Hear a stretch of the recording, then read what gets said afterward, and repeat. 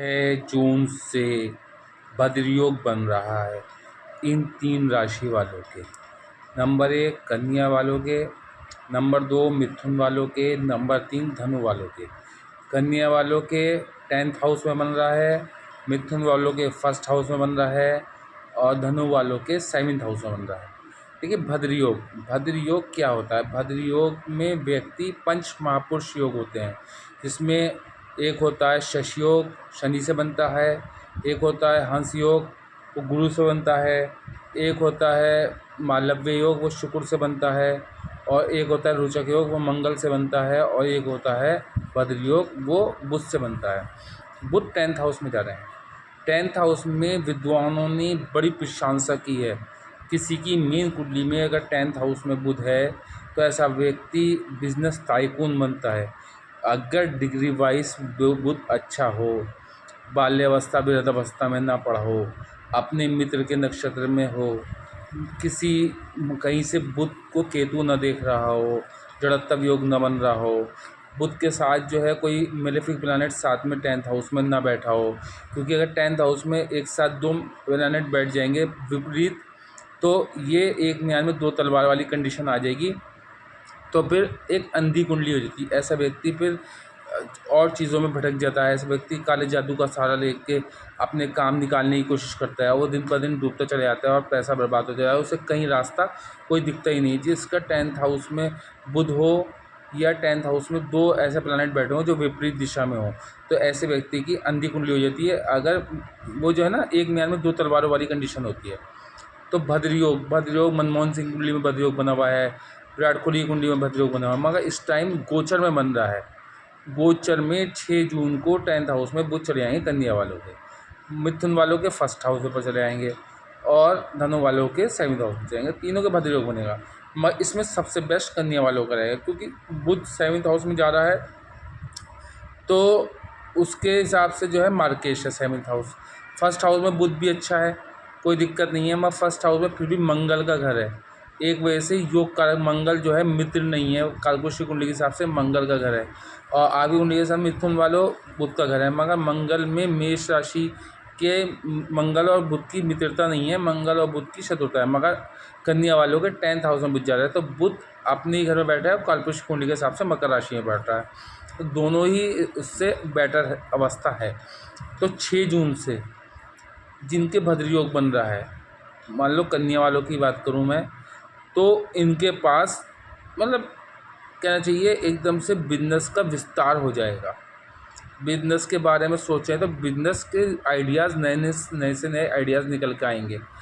दूसरे लोग आपके लिए पैसा लगाने को तैयार हो जाएंगे, क्योंकि आपके पास पैसा नहीं है करने वाले उस टाइम। तो पिछले 16-17 सालों में आपने झटके पे झटके खाए हैं, जिसकी वजह से पैसा तो बहुत दूर की बात कर्ज़ों में बंधे हुए हैं। तो अब दूसरे लोग आपको हेल्प के रूप में हेल्प मिलेगी कहीं ना कहीं से।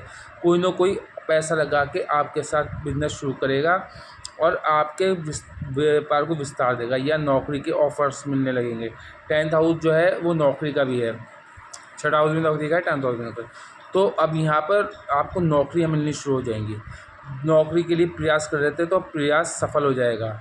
अगर आप जो हैं वो कर रहे थे, मतलब कि इंटरव्यू वगैरह दे रहे थे, फेल होते जाए, तो अब फेल नहीं होंगे आप। इंटरव्यू देखिए 6 जून के बाद भद्र योग में तो एक राजयोग शुरू हो गया, एक राजयोग प्रारंभ हो गया। उधर आपका गुरु, देखिए अभी कुछ लोगों के साथ जो है बहुत अच्छी अवस्था नहीं है। बड़े बड़े धन सेठ जो है इस टाइम परेशान फिर रहे हैं। वजह क्या है? देखिए गुरु अभी 2 डिग्री पाए, जो अभी बाल्यावस्था है। देखिए मैं बताऊं, जब ऑर्बिट चेंज होता है तो ये 0 डिग्री से शुरू होते हैं, और राहु केतु रेट्रो चलते हैं तो ये 30 डिग्री के बाद से आते हैं नीचे को। तो 30 डिग्री में भी जो है वो बाल्यावस्था वृद्धावस्था कहलाएगी। और 2 डिग्री और 5 डिग्री पर शनि है इस टाइम, 9 डिग्री पर बुध हैं।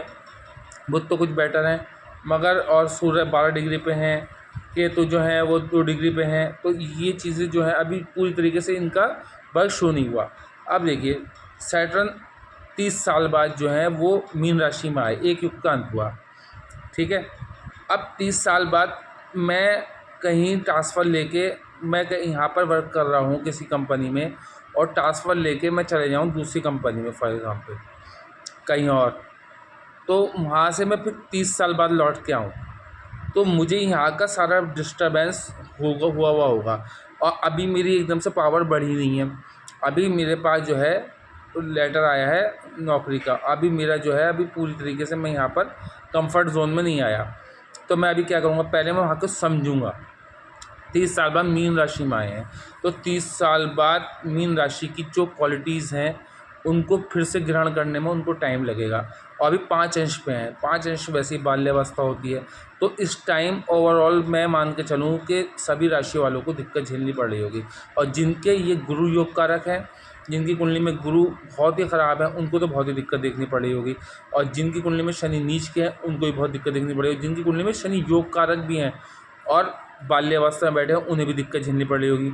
जिनकी कुंडली में शनि अष्टक व बिंदु में डाउन है, उनको भी इस टाइम दिक्कत झेलनी पड़ रही होगी। तो टेंशन लेने की ज़रूरत नहीं है। जुलाई में जो है सैटर्न जो है वो रेट्रो ज़रूर होंगे, तो कुछ लोग डर रहे होंगे फिर से छठे का फल देने लेंगे, मगर छठे का फल नहीं देंगे।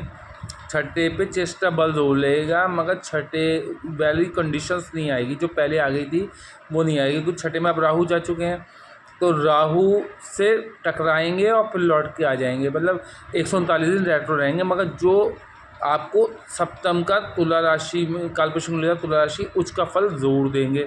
139 दिन में भी आपको व्यापार का भी विस्तार करा देंगे, नौकरी में भी लाभ दिला देंगे।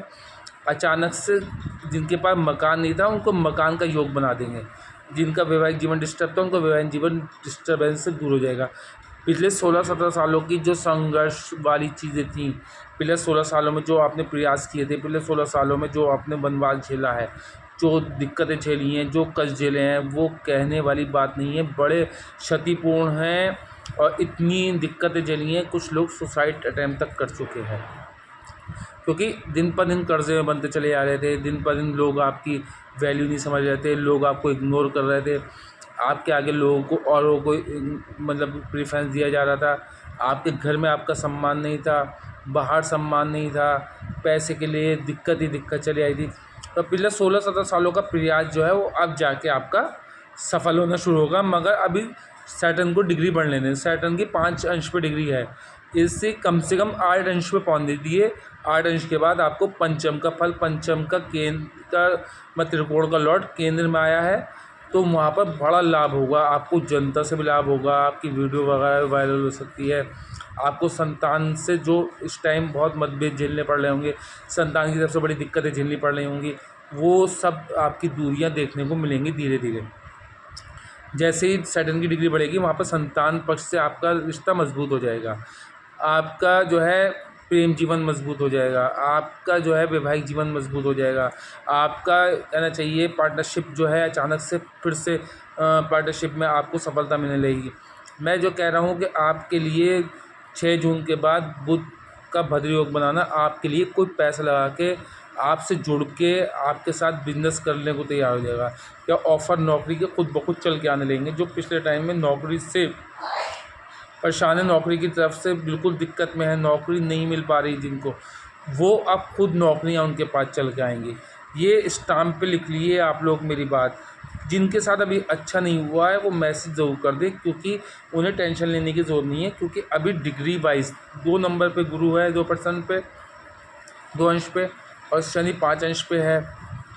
केतु और राहु अभी 30 अंश पे हैं। जो वृद्धावस्था है, केतु हमेशा रेट्रो चलता है ना, तो उसकी डिग्री 30 से नीचे को आती है हमेशा, तो वो भी अभी डाउन अवस्था में, तो उनका भी अपना फल नहीं है। कि वरना राहु जो है वो कन्या वालों का तो मित्र है, योग कारक प्लानेट है, और छठे में जा रहा है। तो कुंभ राशि भी उसकी मित्र की राशि है, तो लाभ ही लाभ होना है। अब तो अगले 15-16 साल आप कहेंगे अष्टम की ढैया लग जाएगी 2.5 साल बाद, नहीं, उसका भी कोई प्रकोप नहीं होने का। आप इसको भी नोट कर लेना, मेरी बात गिरा बांध लेना, और आप इसको लिख लेना, एक अपनी डायरी में नोट कर लेना।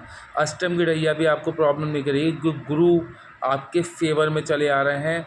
गुरु 10th हाउस में रहेंगे, 10th हाउस से सप्तम दृष्टि से उच्च के घर को देखेंगे, कर्क राशि को देखेंगे, कालपुरुष कुंडली के हिसाब से अपने, और आदि कुंडली के हिसाब से धनु राशि को देखेंगे। धनु राशि को जो अपने घर को देखेंगे तो मकान सुख भी देंगे। मतलब डिग्री तो बढ़ने दिए, इतने तो पेशेंस रखिए, आप लोग पेशेंस भूलते जा रहे हैं। आप लोग पेशेंस रखिए, आपका साथ अच्छा होने वाला है।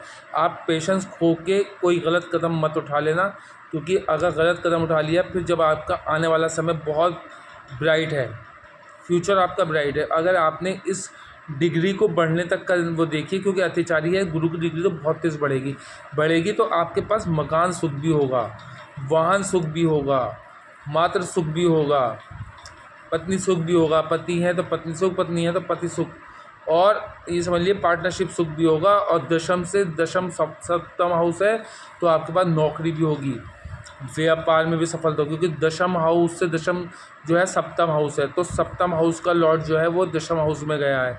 तो आप ये देखिए, दो केंद्रों का मालिक केंद्र में जा रहा है तो कैसे अच्छा नहीं होगा।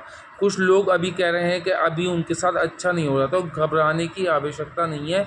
वजह क्या है, अभी डिग्री बढ़ने दिए, सैटर्न की डिग्री बढ़ने दिए। पहले तो सैटर्न की डिग्री 5 डिग्री, सैटर्न मंदगामी ग्रह है, शशे शशे करके चलने वाला प्लानट है, 2.5 साल में एक ऑर्बिट चेंज करता है, तो उसकी डिग्री भी धीरे धीरे बढ़ती है।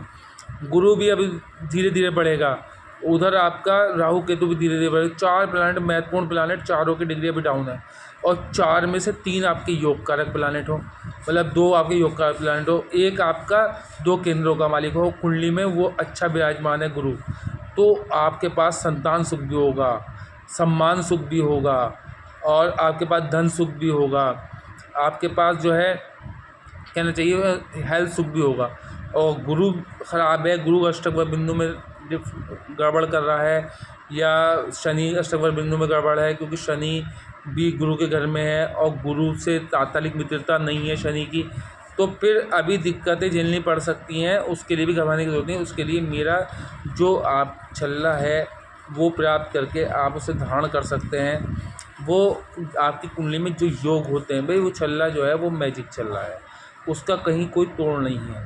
वो आपके जो दोष हैं, चाहे केंदुम दोष हो, चाहे आपका व्यभिचारी दोष हो, चाहे आपका श्यान दोष हो, चाहे आपका जो है अशुभ ग्रह दोष हो, चाहे आपका जो है मांगलिक दोष हो, चाहे आपका जो है जड़त्व दोष हो, चाहे आपका लंपट दोष हो, वो XYZ कोई सा भी दोष बन रहा हो, मतलब के दृष्टियों में गड़बड़ कर रहा हो, D9 में जाके गड़बड़ कर रहा हो, कोई सा ग्रह D9 में जाके नीच का हो रहा हो, D10 में नीच का हो रहा हो, अष्टक बिंदु में कमज़ोर हो, उसी को उसी के तरीके से मॉडिफाई कर दिया जाएगा। आपकी कुंडली का जो लगन लॉर्ड है उसको स्ट्रॉन्ग कर दिया जाएगा। आपकी कुंडली का जो राशि लॉर्ड है वो मृत पड़ा है, अस्त पड़ा है, और मृत से निकालेगा, वो अस्त से निकालेगा, तो सभी को वो किया जाएगा। आपकी कुंडली का आत्मा कारक प्लैनेट है, उसको स्ट्रॉन्ग करेगा। तो वो एक मैजिक है, उसको आप किसी भी उंगली में कहीं भी धारण कर सकते हैं, उसका कोई वो नहीं है। और बहुत ये समझ लिए, ये नगों की तो ये होती है कि 5 साल, 7 साल, 2 साल, 3 साल इनकी जो है वो वैलिडिटी रहती है। और मेरे छल्ले की वैलिडिटी जब तक वो टूटे ही नहीं, हाथ से कहीं गिरे ही नहीं, तो आपको कभी भी बदलने की आवश्यकता नहीं है। वो मैजिक है, इसीलिए वो कोई बड़ी मतलब 15 से 17 दिनों से तैयार करने में लगते हैं, तो उसका मुझे इतना टाइम सब लोग दे दें। अब देखिए भद्र योग बन रहा है 6 जून को, और 7 जून को मंगल नीच से निकल जाएंगे। मंगल आपके 3rd हाउस के लॉर्ड हैं और अष्टम हाउस के लॉर्ड हैं, तो मंगल आपके 3rd हाउस के लॉर्ड है, अष्टम हाउस के लॉर्ड है। तो ये मंगल जो है, अष्टम हाउस जो है मृत्यु भाग भी है, अष्टम हाउस जो है वो अंधकार भी है, अष्टम हाउस जो है विरासत भी है, अष्टम हाउस अकल्ट भी है, अष्टम हाउस हीलिंग भी है, अष्टम हाउस लिगेसी भी है, अष्टम हाउस जो है वो कमीशन भी है, सभी चीज़ें हैं। और 3rd हाउस जो है भाई बहन भी है, 3rd हाउस छोटी छोटी यात्राएं भी हैं, 3rd हाउस आपका जो है मतलब क्या आप कितनी प्रयास करते हैं वो भी है। तो अब वो नीच का हो जाएगा, तो इन सब चीज़ों में जो है दिक्कत आएगी, तो वो समय अभी दिक्कत झेलने को पड़ रही है। तो 7 जून को जैसे ही मंगल नीच से निकलेंगे तो 11th हाउस को रिलीफ मिलेगा। 11th हाउस क्या है, अवार्ड का, रिवार्ड का, और बड़े भाई बहनों का। तो आपको अवार्ड, जो आपके अवार्ड छिन गए थे, आपके अवार्ड आपको 15-16 सालों से प्राप्त नहीं हो रहे थे, क्योंकि शनि 15-16 साल से आपको दिक्कत देते चले आ रहे थे। उधर गुरु आपको जो है मतलब राहु भी कंटिन्यू लगभग 56 महीने से तो बड़ी दिक्कत दे रहे थे। तो अब वो धीरे धीरे धीरे चेंज होते चले जाएंगे जैसे जैसे इनकी डिग्री बढ़ेगी। उधर शनि के लॉर्ड जो है, जहाँ पे शनि बैठे हैं वहाँ के लॉर्ड स्ट्रॉन्ग अवस्था में आएंगे, अतिचारी होकर 5 महीने में 11th हाउस में चले जाएंगे, उसके हो जाएंगे। तो आपके पास ये समझ लीजिए इन 5 महीने में अपना मकान हो जाएगा। और कुंडली में गुरु की कंडीशंस बहुत इंपॉर्टेंट है देखनी। कुंडली में गुरु नीच नहीं है, अस्त नहीं, मृत नहीं, ये कंडीशन नहीं होनी चाहिए। D9 में, D10 में इसमें भी कंडीशन देखी जाए, या फिर आपका बाल्यावस्था, वृद्धावस्था और कुमारावस्था, ये भी कंडीशन देखें ग्रहों की कि कहाँ कितनी बेनिफिट है, कहाँ उनका मृत रहना ही अच्छा है, कहाँ उनका अस्त रहना अच्छा है, कहाँ अगर वो गुरु का अस्त होना, संतान ना होना, गुरु का नीच होना, संतान में दिक्कत होना, कंसीव लेडी के लिए प्रॉब्लम होना, मिसकैरेज वगैरह की संभावना बढ़ते चले जाना, ये कंडीशंस रहती हैं। तो उसका गुरु का उपाय भी वो मेरा चल रहा है, और छोटे छोटे किचन के उपाय जो हैं वो मैं बताता हूँ, वो आप मुझसे संपर्क करके भी पता कर सकते हैं। अच्छा, दूसरी बात मैं ये कह रहा था, जब भी 9th हाउस का लॉर्ड, ये आम कुंडलियों के लिए, पूरे 12 की 12 राशियों के लिए, जब भी 9th हाउस का लॉर्ड कहीं ना कहीं 11th हाउस से संबंध बनाए, चाहे इस तरीके से बनाए, मान लो फॉर एग्ज़ाम्पल आपकी कन्या ही राशि ले लो, कन्या राशि का 9th हाउस का लॉर्ड हुआ शुक्र, शुक्र बैठ गया आपके अष्टम में फॉर एग्ज़ाम्पल, और अष्टम में बैठ गया वो भरणी नक्षत्र में फॉर एग्ज़ाम्पल, और साथ में बैठ गया राहु के फॉर एग्ज़ाम्पल। मैं इतना तोड़ मरोड़ करके बता रहा हूँ कि इतना होने के बाद भी उसका संबंध बनना चाहिए कहीं से भी, मैं इतना बता रहा हूँ। तो वो राहु के साथ बैठ गया, राहु भी भरणी नक्षत्र में आ गया फॉर एग्ज़ाम्पल। अब उसकी राहु की पंचम दृष्टि जो है वो 12th हाउस से पड़ गई, और 12th हाउस का लॉर्ड हो गया 11th हाउस का लॉर्ड जो है वो हुआ आपका कर्क का, कर्क राशि आई, कर्क राशि का लॉर्ड हुआ चंद्रमा, चंद्रमा पहुंच गया मतलब 12वें में। अब 12वें में कहीं से राहु की दृष्टि पड़ जाए, मतलब अष्टम में बैठ के राहु और शुक्र भरणी नक्षत्र में और पंचम दृष्टि से चंद्रमा को देखें, तो ऐसा व्यक्ति महाधनी योग बनता है। ऐसे व्यक्ति को जीवन में कभी न कभी धन, बहुत बड़े लेवल का धन प्राप्त होता है, मगर प्रयास करते रहना होगा। ये नहीं है हमने बताया आपकी कुंडली में धन है तो आप जो है हाथ पे हाथ रख के बैठे रहें, आपको कोशिश करनी पड़ेगी, तो आपको धन अवश्य प्राप्त होगा जीवन में। चाहे मान ली फॉर एग्ज़ाम्पल अष्टम में शुक्र आ गया भरणी नक्षत्र में, तो हो सकता बिना दम कमाए हुआ धन ही मिले, मगर आप किसी के इतने प्रिय बन जाएं, आपको कोई इतना मतलब मान लो गोद ले ले कोई बड़ा व्यक्ति, तो इस तरीके से, या आपने जो धन न कमाया वो धन आपको प्राप्त हो जाए इस तरीके से। या कहीं से गुरु मान लो पंचम में हो और रोहिणी नक्षत्र में हो, रोहिणी नक्षत्र किसका, चंद्रमा का, रोहिणी नक्षत्र में हो और चंद्रमा बैठा हो 12वें में फॉर एग्ज़ाम्पल, और गुरु पंचम से सप्तम दृष्टि 11th हाउस पर डाल रहा हो फॉर एग्ज़ाम्पल, तो 11th हाउस को गुरु जब भी देखेगा तो वहाँ पर भी महाधनी योग बनता है, बड़ा संतान का से बड़ा रिलीफ मिलता है, बड़ा संतान नाम रोशन कर दिया ऐसे व्यक्ति का, और ऐसे व्यक्ति को अवार्ड मिलते हैं एक उसमें, मतलब गुरु की दशा या गुरु की अंतर्दशा में कहीं ना कहीं कोई बहुत बड़ा रिलीफ प्राप्त होता है जीवन में। और मैंने जो अभी एक आपको बताई थी कि मैं 11वीं एनर्जी की बात करूँगा कि राहु की 11वीं एनर्जी क्या करती है, आप अपने घर से तीसरे उसको देखें तो 11वीं एनर्जी क्या करेगी, वो मैं अभी अगली वीडियो दिखाने वाला हूँ। और मंगल कहाँ ऐसा प्लेसमेंट हो जो आप मिलीनियर बने, उसका भी बताऊँगा। आज 6 जून की बात करी जा रही है बद्र योग की।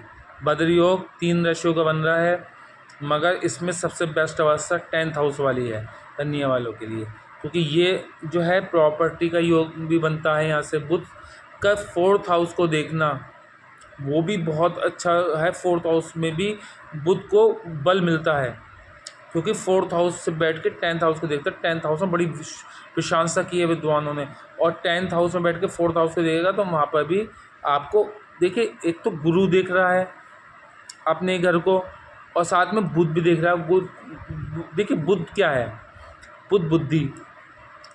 देखिए, सबसे महत्वपूर्ण प्लैनेट जो है पूरी कुंडली का ओवरऑल तो बुध है। वो कैसे, अगर बुध ही आपका वीक होगा तो बुद्धि ही नहीं होगी, जब बुद्धि नहीं होगी तो आप कोई भी वर्क करने लायक ही नहीं होंगे। बुद्धि के बल पे ही तो सारा कुछ होता है। जितने क्रिएटिव माइंड लोग हैं वही कुछ कर पाते हैं, जितने बुद्धि वाले लोग हैं वही रिसर्च करते हैं, जितने बुद्धि वाले वही व्यापार करते हैं।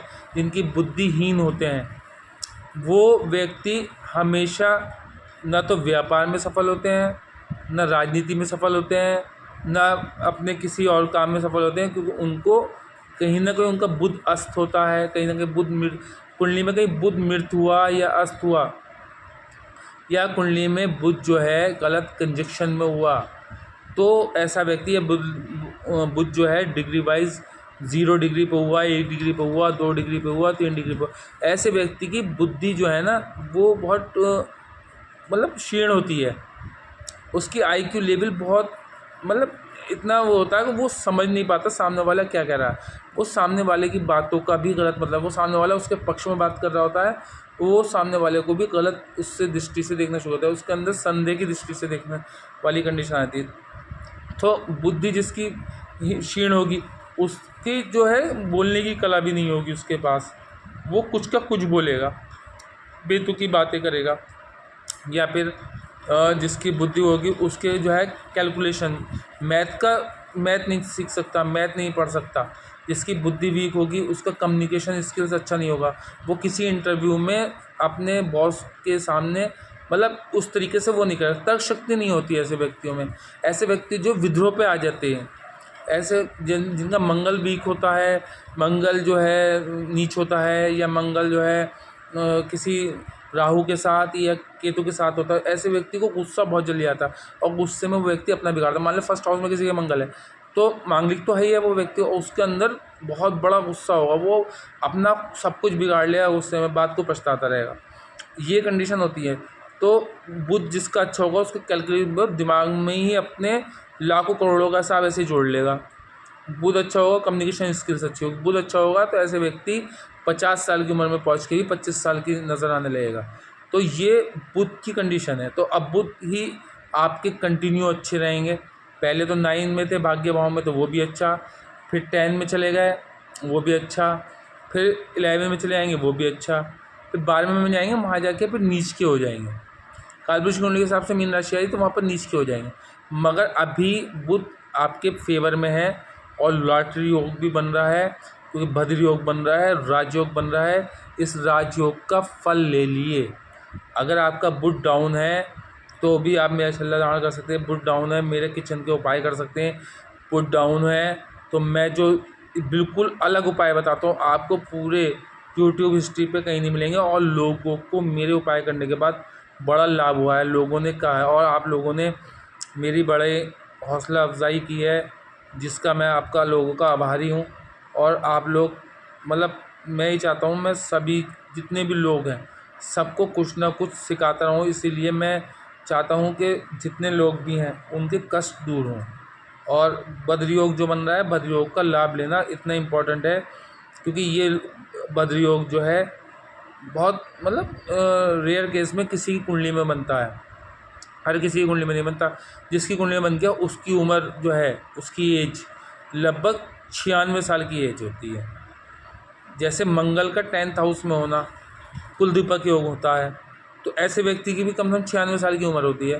मगर मंगल और बुध एक साथ आ जाएं 10th हाउस में तो ये अंधी कुंडली बन जाती है, कि मंगल को बद कर देता है।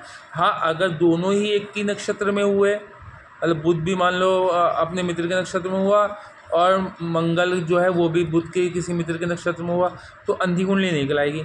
अन्यथा अंधी कुंडली कराएगी, फिर ये व्यक्ति गलत तरीक़ों से जो है अपने काम बनवाने की कोशिश करने लगता है।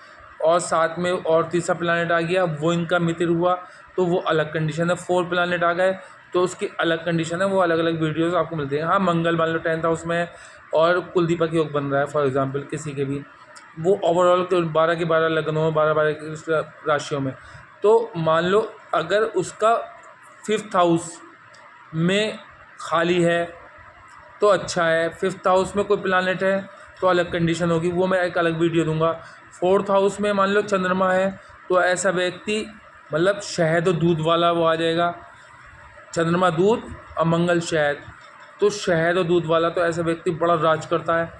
तो अलग अलग कंडीशन है कि 2nd हाउस में ये वाला प्लैनेट नहीं होना चाहिए, 9th हाउस में ये नहीं होना चाहिए, 6th हाउस में सूर्य हुआ तो ऐसे व्यक्ति की जो है संतान से विलम्ब रहता है, ये संतान जो है वो मरती रहती है। ऐसे व्यक्ति की पोतान भी मरते रहते हैं। ऐसे व्यक्ति की आयु लंबी होती है मगर पोतान भी मरते रहते हैं, मगर आयु तब लंबी होती है जब अष्टम हाउस जो है अच्छा होता है। तो वो एक मैं मंगल के लिए अभी अलग वीडियो देने वाला हूँ, 10th हाउस के मंगल की। तो इसलिए अब वीडियो को चैनल को सब्सक्राइब कर लें और बिल्कुल टेंशन लेने की ज़रूरत नहीं। थोड़ी सी डिग्री बनने का टाइम ले लें, थोड़ा डिग्री बनने का पेशेंस रखें, आप लोगों को वैवाहिक सुख भी मिलेगा, आपको भवन सुख भी मिलेगा, किराए के मकान से अपने मकान में चले जाएंगे। नौकरी नहीं थी तो उच्च कोटि की नौकरी मिल जाएगी, नौकरी में इंक्रीमेंट चाहे तो इंक्रीमेंट मिल जाएगा। तो आपका प्रमोशन रुका हुआ था, प्रमोशन मिल जाएगा। ट्रांसफ़र रुका हुआ था, ट्रांसफ़र मिल जाएगा। 7 जून तक का वेट करें, मंगल को चेंज होने दें। मंगल अपने राजा के घर में जा रहा है और मंगल का राजा का सेनापति जो है मंगल है, सूर्य का सेनापति मंगल है। जब दोनों एक घर में एक साथ होंगे तो आप लोगों का जलवा देखने लायक होगा। थोड़ा सा पेशेंस और आप लोगों को बहुत कुछ दे जाएगा। और चिंता और चिता में अंकी बिंदी का फ़र्क है। चिंता इंसान को जीती जी जलाती है और चिता मरने के बाद। तो इसीलिए थोड़ा पेशेंस रखें, घबराएं नहीं। समय बहुत अच्छा, बहुत उज्जवल, अगले 16 सालों तक आप लोगों का जलवा देखने के लिए लोग कहेंगे, दांतों तले उंगली दबाने में मजबूर हो जाएंगे, ये व्यक्ति कल कहाँ था और आज कहाँ पहुँच गया। अब मेरी वीडियो को लाइक करें, शेयर करें, सब्सक्राइब करें, बेल आइकन को ज़ोर दबा दें। अब मेरी मेहनत आप लोगों को पसंद आती हो तो एक लाइक अवश्य कर दें। धन्यवाद।